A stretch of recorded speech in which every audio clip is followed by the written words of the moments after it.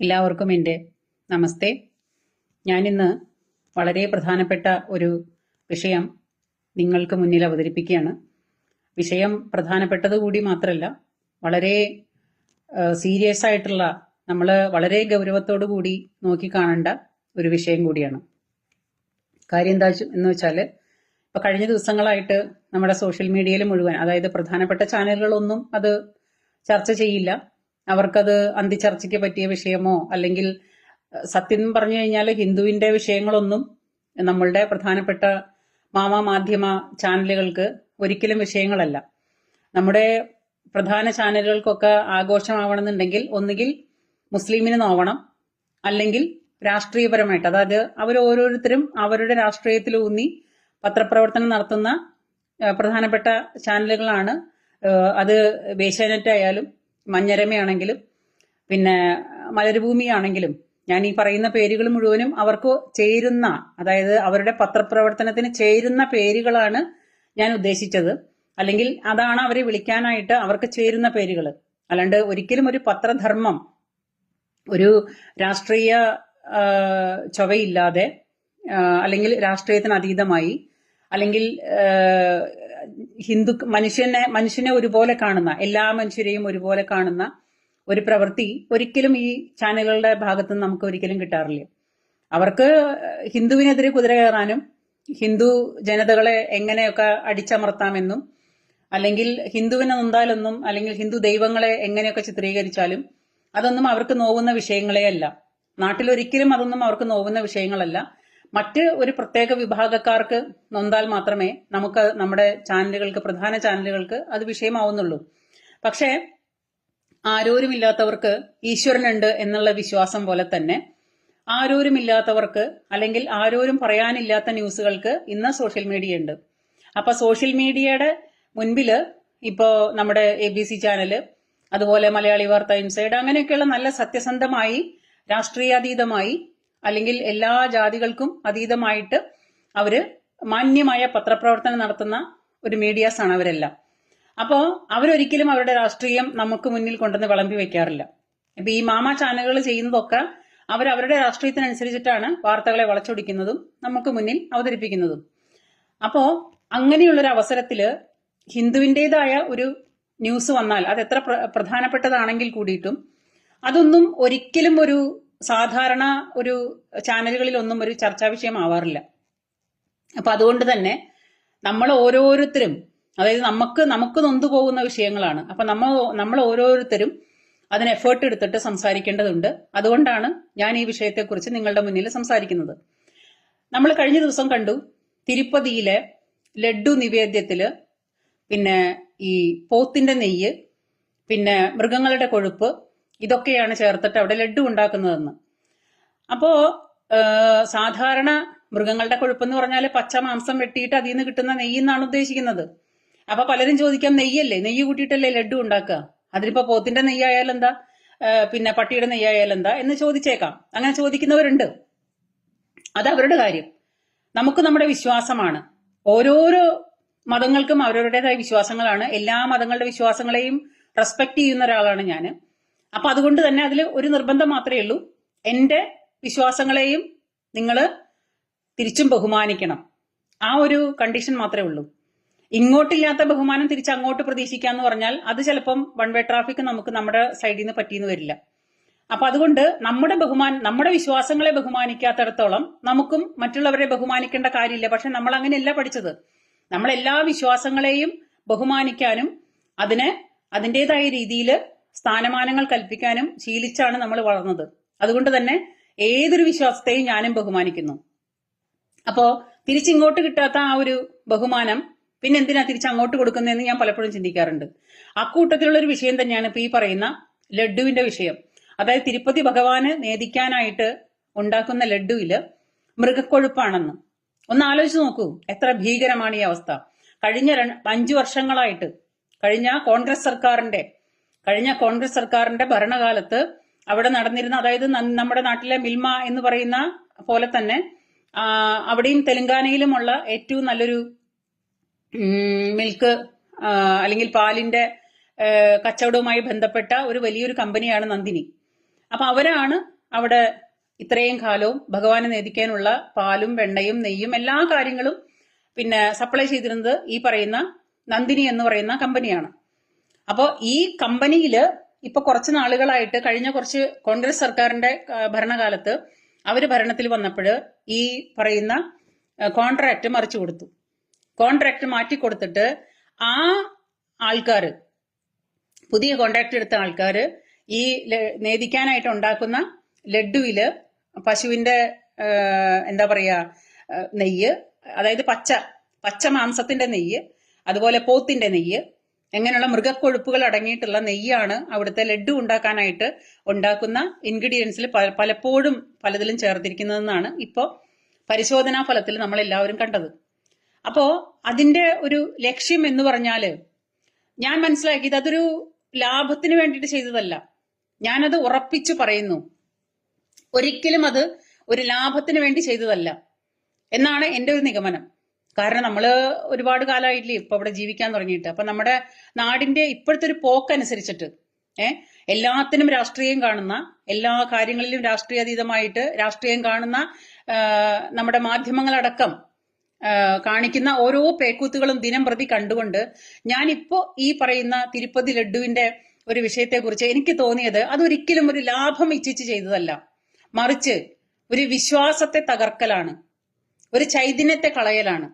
അതായത് നമ്മൾ വിശ്വസിക്കുന്ന ഒരു വിശ്വാസത്തെ തകർത്താല്, ആ ചൈതന്യത്തെ തകർത്താല് ആ ഒരു മേഖലയിലുള്ള എല്ലാ മനുഷ്യരെയും, അതായത് ഹിന്ദുവിനെ ഉന്മൂലനം ചെയ്യാനായിട്ട് അത് സാധിക്കും. നമ്മൾ ആരാധിച്ചു കൊണ്ടുപോരുന്ന നമ്മുടെ ക്ഷേത്രങ്ങളെയും നമ്മുടെ സംസ്കാരങ്ങളെയും നമ്മുടെ വിശ്വാസങ്ങളെയും തകർത്താൽ ഇവിടെ സത്യം പറഞ്ഞു കഴിഞ്ഞാൽ ഭാരതത്തെ തകർക്കാൻ സാധിക്കും. ഇന്ന് ഭാരതം നിലനിൽക്കുന്നത് ഈ പറയുന്ന സംസ്കാരം കൊണ്ട് മാത്രമാണ്. അല്ലാന്ന് നിങ്ങൾക്ക് തോന്നുന്നുണ്ടോ? എനിക്ക് തോന്നിയിട്ടില്ല. അതായത് ഒരിക്കലും എല്ലാ ജീവജാലങ്ങളെയും, ഈ ഭൂമിയില് എല്ലാ ജീവജാലങ്ങളെയും, പിന്നെ എന്താ പറയാ, പാമ്പാണെങ്കിലും പഴുതാരയാണെങ്കിലും തേളാണെങ്കിലും എന്തൊക്കെ ജീവികളാണെങ്കിലും ആ ജീവികളെ, എലി, അതുപോലെ എല്ലാ ആന, എലി, എല്ലാ സംഭവങ്ങളെയും നമ്മൾ ആരാധിക്കാനും അതിനെ ബഹുമാനിക്കാനും പ്രകൃതിയെ തന്നെ ഈശ്വരനായിട്ട് കണക്ക് കൂട്ടിയിട്ട് ജീവിക്കുന്ന ഒരു സംസ്കാരം നമുക്കുള്ളത് കൊണ്ടാണ് നമ്മുടെ ഭാരതം ഇന്ന് നിലനിൽക്കുന്നത്. അല്ലാതെ ഈ പറയുന്ന മറ്റ് ഒരു പ്രത്യേക വിഭാഗക്കാരുടെ സംസ്കാരവും ആ പ്രത്യേക വിഭാഗക്കാരുടെ പിന്നെ നിയമങ്ങളൊക്കെ ആയിരുന്നെങ്കിൽ ഈ ഭാരതമൊക്കെ എന്നോ ഇല്ലാണ്ടായേനെ, എന്നോ നശിച്ചു പോയേനെ.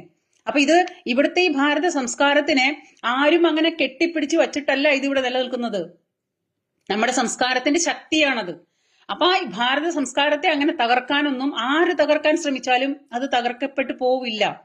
കാരണം പല കാര്യങ്ങളിലായിട്ട് നമുക്കുണ്ടായ, ഇപ്പൊ ഈ അടുത്തുണ്ടായ പല കാര്യങ്ങൾ ചിന്തിക്കുമ്പോഴും നിങ്ങൾക്കത് മനസ്സിലാവും. അതായത് തമിഴ്നാട് ഭരിക്കുന്ന സ്റ്റാലിൻ, അവരുടെ മകൻ പറഞ്ഞത് ഇവിടെ ഒരു സനാതന സംസ്കാരമുണ്ട്. അപ്പോ ആ സനാതന സംസ്കാരം അല്ലെങ്കിൽ ഹിന്ദു സംസ്കാരം അത് ഈ എന്താ പറയാ അത്രയും വൃത്തികെട്ട രീതിയിൽ ആ സനാതനികളെ തകർക്കണം, ആ സനാതന സംസ്കാരത്തെ തകർക്കണം എന്നാണ് സ്റ്റാലിന്റെ മകൻ പറഞ്ഞത്. അപ്പൊ ഈ സനാതന സംസ്കാരം എന്ന് പറഞ്ഞാൽ അത് ഈ എന്താ പറയാ കൊറോണ, അതുപോലെ മലമ്പനി എന്നൊക്കെ പറയുന്ന ഒരു പകർച്ചവ്യാധി ഉണ്ടല്ലോ, ആ പകർച്ചവ്യാധിയേക്കാൾ വൃത്തികെട്ടതാണ് ഇവിടുത്തെ സനാതന സംസ്കാരം. അതുകൊണ്ട് ഇവിടുത്തെ സനാതന സംസ്കാരം തകർക്കണം എന്നാണ് സ്റ്റാലിന്റെ മകൻ പറഞ്ഞത്. അപ്പൊ അതിന്റെ അർത്ഥം എന്താണ്? സനാതന സംസ്കാരം എന്ന് പറഞ്ഞാൽ ഇതൊരു ഭൂരിപക്ഷം ഹിന്ദു ആയിട്ടുള്ള ഒരു ഹൈന്ദവ സംസ്കാരത്തിൽ ജീവിക്കുന്ന, അല്ലെങ്കിൽ ഹൈന്ദവ സംസ്കാരത്തിന് ഊന്നിക്കൊണ്ട് നിൽക്കുന്ന ഒരു രാഷ്ട്രമാണ് നമ്മുടെ ഭാരതം. അപ്പൊ ആ സനാതന സംസ്കാരം തകർന്നാൽ നമ്മുടെ ഭാരതം തകർന്നടിയും എന്ന് അയാൾക്ക് കൃത്യമായിട്ട് അറിയാം. ഒരു വലിയൊരു മരത്തിന്റെ കടയ്ക്കൽ കത്തിവെക്കുന്ന രീതിയിലാണ് സ്റ്റാലിന്റെ മകൻ ആ വാക്ക് പറഞ്ഞത്. ഇനി രണ്ടാമത്തെ വേറൊരു ഉദാഹരണം നിങ്ങളോട് ഞാൻ പറയാം. നമ്മുടെ രാഹുൽ ഗാന്ധി കഴിഞ്ഞ കുറെ നാളുകളായിട്ട് നമുക്ക് മുന്നിൽ പറഞ്ഞ ഒരു വർത്തമാനമുണ്ട്. ഹിന്ദുവിൽ ഒരു ശക്തിയുണ്ട്, ആ ശക്തിയെ ഇല്ലാണ്ടാക്കണം, ആ ശക്തിയെ ഞങ്ങൾ ഇല്ലായ്മ ചെയ്യും. മനസ്സിലാവുന്നുണ്ടോ കാര്യങ്ങളുടെ കിടപ്പ്? എല്ലാവരും വിരൽ ചൂണ്ടുന്നത് ഒരേ ദിശയിലേക്കാണ്, അത് പലതരത്തിലാണെന്ന് മാത്രം. അതായത് ഹിന്ദുവിൽ ഒരു ശക്തിയുണ്ട്, ആ ശക്തിയെയാണ് ഞങ്ങൾ ഇല്ലായ്മ ചെയ്യാൻ പോകുന്നത്. ഹിന്ദുവിന്റെ ശക്തി ഇല്ലായ്മ ചെയ്യാന്ന് പറഞ്ഞാൽ ഹിന്ദുവിനെ തന്നെ അവസാനിപ്പിക്കുക എന്നുള്ളതല്ലേ അർത്ഥം? അപ്പൊ വളഞ്ഞു മൂക്ക് പിടിക്കുന്നതിന് പകരം രാഹുൽ ഗാന്ധി ഊന്നി പറഞ്ഞത് എന്താണ്? ഈ പറയുന്ന ഹിന്ദുവിന്റെ ശക്തി ഇല്ലാണ്ടാക്കുക. അപ്പൊ ഹിന്ദു സംസ്കാരത്തെ, സനാതന ധർമ്മത്തെ ഇല്ലാണ്ടാക്കാനായിട്ട് ഇവിടുത്തെ ഈ പറയുന്ന കോൺഗ്രസ്സുകാരും പിന്നെ ഈ ഇന്ത്യ മുന്നണികളും എല്ലാവരും കൂടി ചേർന്നിട്ട് തല കുത്തിമറിയാണ്. ഏത് തരത്തിലാണ് ഇവരെ ഇവിടുന്ന് ഇല്ലായ്മ ചെയ്യാൻ പറ്റുക, ഇല്ലാണ്ടാക്കാൻ പറ്റുക? അതാണ് ഇവിടെ നടന്നുകൊണ്ടിരിക്കുന്ന ഗൂഢാലോചന. ഇതൊക്കെ ഒരു ഗൂഢാലോചനയാണ്. ഈ ഭഗവാന്റെ പ്രസാദത്തിൽ ഈ പറയുന്ന പോത്തുനെയ്യ് ചേർത്തിന്നുണ്ടെങ്കിൽ അവിടുത്തെ ആ ചൈതന്യം ഇല്ലാണ്ടായി കഴിഞ്ഞാൽ, ആ സംസ്കാരം ഇല്ലാണ്ടായി കഴിഞ്ഞാൽ, ആ വിശ്വാസം ഇല്ലാണ്ടായി കഴിഞ്ഞാൽ അതോടുകൂടി തകർന്നടിയാൻ വേണ്ടി മനഃപൂർവ്വം ചെയ്യുന്ന തോന്നിവാസങ്ങളാണ് ഇതൊക്കെ. പക്ഷെ ദൈവങ്ങളെ പോലും വെറുതെ വിടുന്നില്ല. ഇനി മറ്റൊരു ഉദാഹരണം എടുത്തു കഴിഞ്ഞാല് നമ്മുടെ ശബരിമല വളരെ പവിത്രമായിട്ട് ഒരുപാട് ലക്ഷക്കണക്കിന് മനുഷ്യര്, കോടിക്കണക്കിന് മനുഷ്യര് വിശ്വാസം അർപ്പിച്ചുകൊണ്ട് നടക്കുന്ന നമ്മുടെ ശബരിമല, ആ ശബരിമലയെ ഉന്നം വെച്ചുകൊണ്ട് നമ്മുടെ പിണറായി വിജയൻ കോടതി വിധി വന്നു, അവിടെ പെണ്ണുങ്ങളെ കയറ്റണ കോടതി വിധി വന്നു എന്നും പറഞ്ഞിട്ട്, അപ്പോ കോടതി വിധി വന്ന വഴിക്ക്, അതായത് കോടതി വിധികൾ ഒരുപാട് വരാറുണ്ട്, അതൊന്നും നമ്മുടെ പിണറായി വിജയൻ ചെവിക്കൊള്ളാറുമില്ല, കേൾക്കാറുമില്ല. പക്ഷേ ശബരിമലയിൽ കോടതി വിധി വന്നു അന്ന സമയത്ത് കയറെടുത്ത് പുറപ്പെട്ട ആളാണ് ആര്?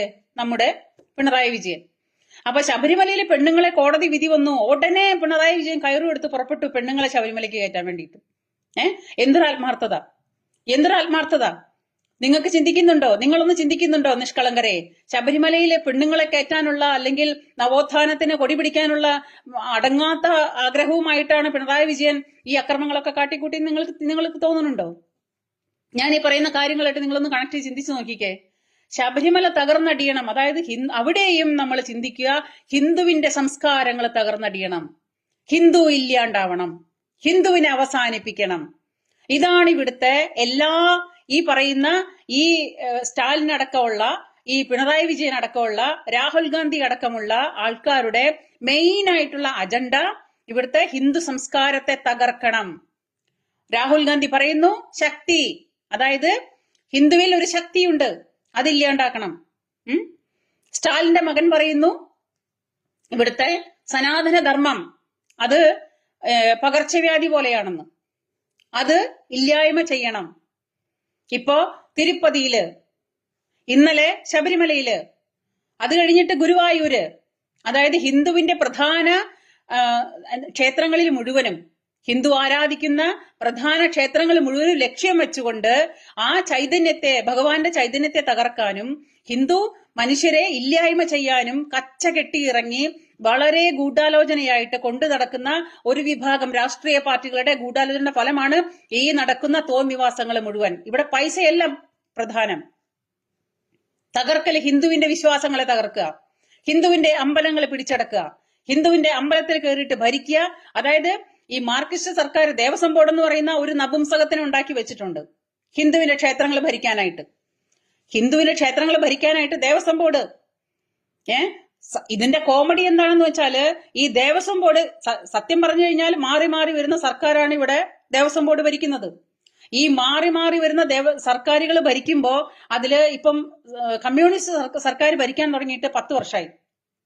അപ്പോ ഈ കമ്മ്യൂണിസ്റ്റ് സർക്കാർ ഭരിച്ചുകൊണ്ടിരിക്കുമ്പോ ഈ ഭരണം എന്ന് പറഞ്ഞാൽ ഇവർക്ക് ഈശ്വരവിശ്വാസം ഇല്ലാത്ത മനുഷ്യരാണ്.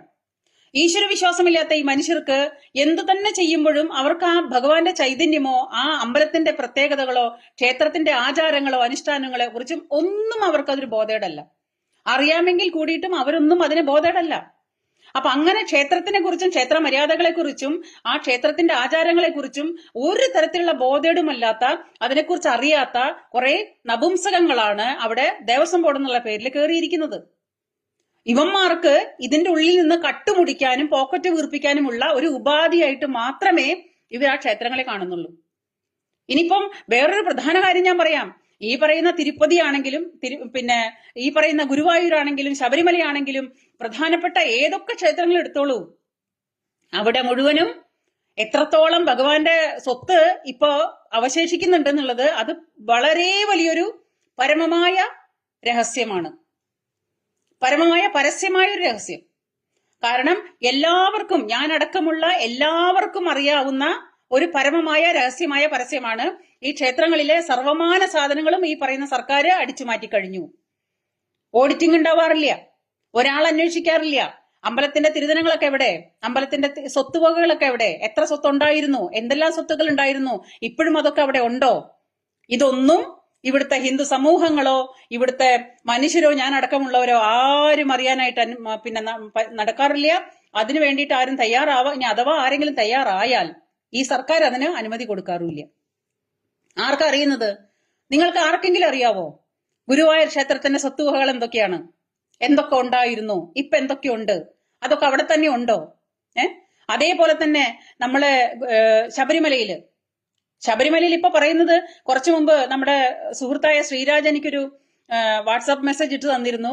ശബരിമലയിൽ അരവണ ഉണ്ടാക്കുന്ന ഭക്ഷണം ഉണ്ടാക്കുന്ന സ്ഥലത്തിന്റെ തൊട്ടടുത്തുകൂടി കക്കൂസ് മാലിന്യം ഒഴുകിക്കൊണ്ടിരിക്കുന്നു. ഞാൻ കണ്ട ന്യൂസാണ്. കക്കൂസ് മാലിന്യം ഒഴുക്കി വിട്ടുകൊണ്ടിരിക്കുന്നു. കാരണം ശബരിമലയാണെങ്കിലും ഗുരുവായൂരാണെങ്കിലും പ്രധാനപ്പെട്ട ക്ഷേത്രങ്ങളിൽ മുഴുവനും, അതായത് ഈ ഭണ്ഡാരവരവുകൾ ഒരുപാടുള്ള ക്ഷേത്രങ്ങളിൽ മുഴുവനും ഇതിന്റെ പ്രസാദങ്ങൾ ഉണ്ടാക്കി കൊടുക്കാനായിട്ട് എപ്പോഴും കരാറ് കൊടുക്കുന്നത് അന്യമതസ്ഥർക്കാണ്. നമ്മുടെ ക്ഷേത്രാലയങ്ങളിൽ, നമ്മുടെ ആരാധനാലയങ്ങളിലെ ക്ഷേത്രങ്ങളില് പൂജയ്ക്ക് കൊടുക്കുന്ന ഈ പറയുന്ന സംഗതികൾ മുഴുവൻ ഒന്നുകിൽ മാർഗം കൂടിയവരായിരിക്കും, മതപരിവർത്തനത്തിന്റെ ലോബികളായിരിക്കും, അല്ലാന്നുണ്ടെങ്കിൽ ഈ പറയുന്ന അന്യമതസ്ഥരായിരിക്കും. അവരാണ് കൊട്ടേഷൻ എടുക്കുന്നത്, അവർക്കാണ് കൊട്ടേഷൻ കൊടുക്കുന്നത്. അത് ഈ സർക്കാർ സൈഡാണ്. കാരണം കമ്മ്യൂണിസ്റ്റ് സർക്കാർ എന്ന് പറഞ്ഞാൽ അവർക്ക് വിശ്വാസമില്ല. അപ്പൊ പിന്നെ അവർക്ക് എന്തായാലും എന്താ? ഭഗവാനാ? അതൊക്കെ വെറും കല്ലാണ്. ആ രീതിയിൽ ചിന്തിക്കുന്ന കമ്മ്യൂണിസ്റ്റ് സർക്കാരാണ് നാട് ഭരിക്കുന്നത്. അപ്പൊ അവർക്ക് എന്ത് ഭഗവാൻ, അവർക്ക് എന്ത് ക്ഷേത്രം? അവർക്ക് അവരുടെ പോക്കറ്റ് വീർക്കണം. അത് എത്ര വിറ്റുവരവുണ്ട് അല്ലെങ്കിൽ എത്ര നടവരവുണ്ട് അത് മുഴുവനും പോക്കറ്റിലാക്കണം, അതിൽ കൈയിട്ട് വരണം എന്നല്ലാതെ അവർക്ക് ആ ക്ഷേത്രത്തിന്റെ ചൈതന്യങ്ങളെ കുറിച്ചൊന്നും ബോധേണ്ട ഒരു കാര്യമില്ല. കാരണം വിശ്വാസമില്ലാത്തവൻ എന്തിനാ ക്ഷേത്രം?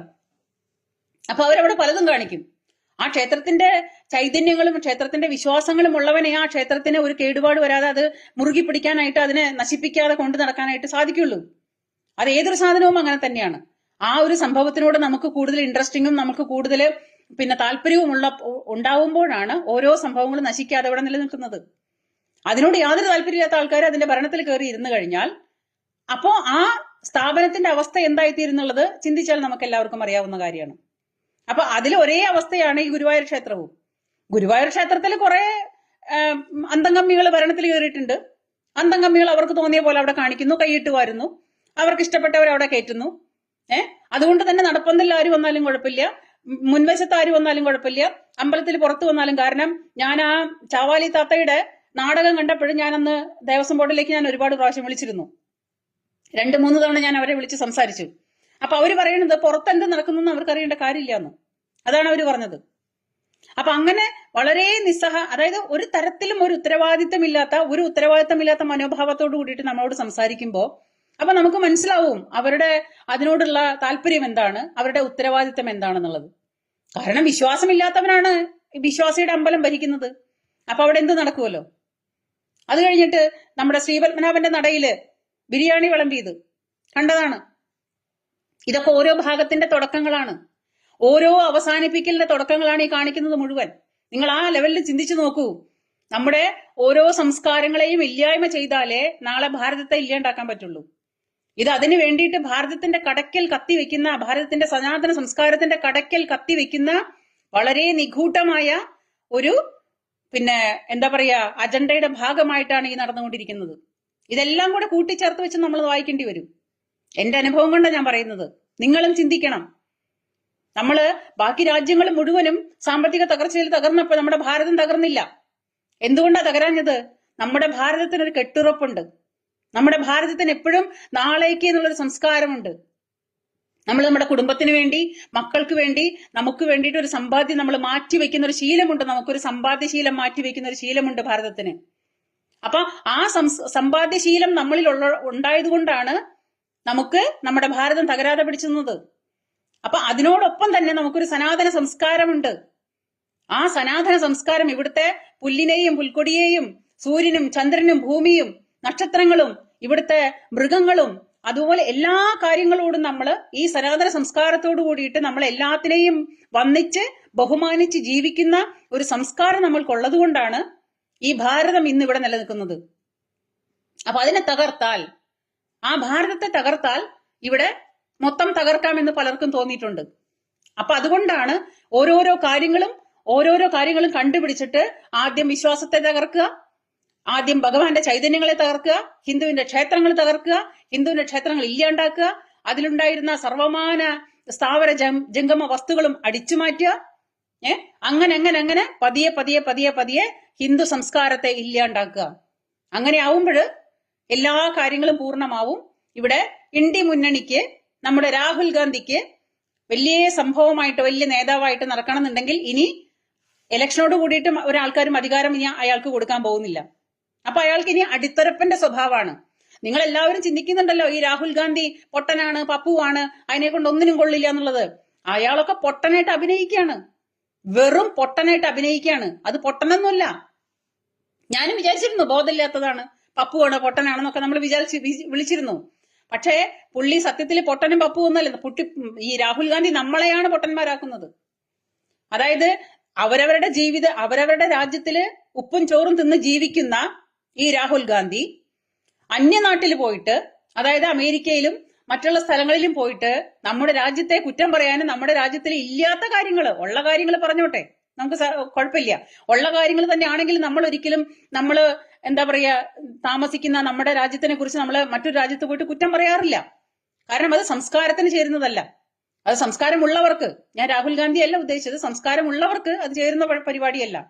നമ്മൾ ജീവിക്കുന്ന രാജ്യത്തെ നമ്മൾ എന്നും ആ ദേശത്തെ നമ്മൾ മുറുകെ പിടിക്കുന്ന, ആ ദേശത്തെ നമ്മൾ ബഹുമാനിക്കുന്ന ഒരു അവസ്ഥയുണ്ടാവും നമുക്ക് എല്ലാവർക്കും, ഒരു ദേശസ്നേഹിയാണെങ്കിൽ.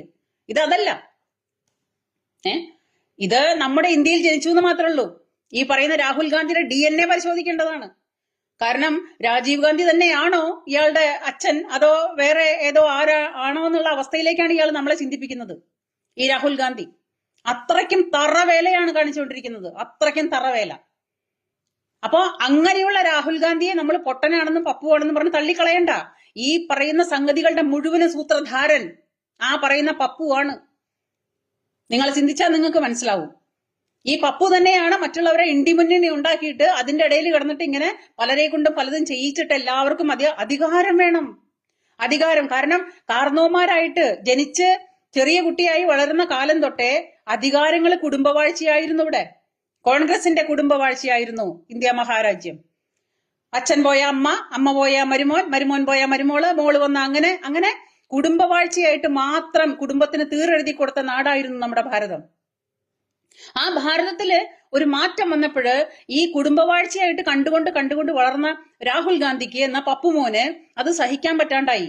ഇത് ഞങ്ങളുടെ ഭൂസ്വത്തല്ലേ, എനിക്കായാലും തോന്നുമല്ലോ. എന്റെ വീട്ടിലെ ഭൂസ്വത്ത് നാട്ടുകാർ നാളെ കയ്യേറി കഴിഞ്ഞാല്, അല്ലെങ്കിൽ മറ്റൊരാൾ കയ്യേറി കഴിഞ്ഞാല്, ഇത് ഞങ്ങളുടെ ഭൂസ്വത്തായിരുന്നില്ലേ, അതെന്റെ അല്ലേ, എന്റെ കുടുംബക്കാരുടെ അല്ലേ, അത് ഞങ്ങൾക്ക് മാത്രം അവകാശപ്പെട്ടതല്ലേ എന്ന തോന്നല് രാഹുൽ ഗാന്ധിക്ക് ഉണ്ടായിട്ടുണ്ടെങ്കിൽ അയാള് കണ്ടു വളർന്നു വന്ന അവസ്ഥ അതായിരുന്നു. അതുകൊണ്ട് അയാളെ കുറ്റം പറഞ്ഞിട്ട് കാര്യമില്ല. അപ്പൊ അയാൾ അത് എങ്ങനെയും നേടിയെടുക്കാൻ വേണ്ടിയിട്ട് അത് ചതിവിലൂടെയോ നുണ പറഞ്ഞിട്ടോ ചതിച്ചിട്ടോ വഞ്ചിച്ചിട്ടോ അല്ലെങ്കിൽ മറ്റുള്ള രാജ്യങ്ങളിൽ പോയിട്ട് പിന്നെ നമ്മളെ ഒറ്റിക്കൊടുത്തിട്ടോ ഒക്കെ അധികാരം പിടിച്ചെടുക്കാനായിട്ട് കാണിച്ചു കൂട്ടുന്ന പരാക്രമങ്ങളുടെ അവസ്ഥകളാണ് നമ്മൾ ഇന്ന് അനുഭവിക്കുന്ന ഈ തോന്നിവാസങ്ങൾ മുഴുവൻ. അല്ലെങ്കിൽ കോൺഗ്രസ് സർക്കാരിന്റെ ഭരണകാലത്തല്ലേ ഈ പറയുന്ന പോത്തുനെയ്യ് ചേർന്നിട്ടുള്ള ലഡ്ഡു അവിടെ കൊണ്ട് നടന്നിരുന്നത് ആണല്ലോ.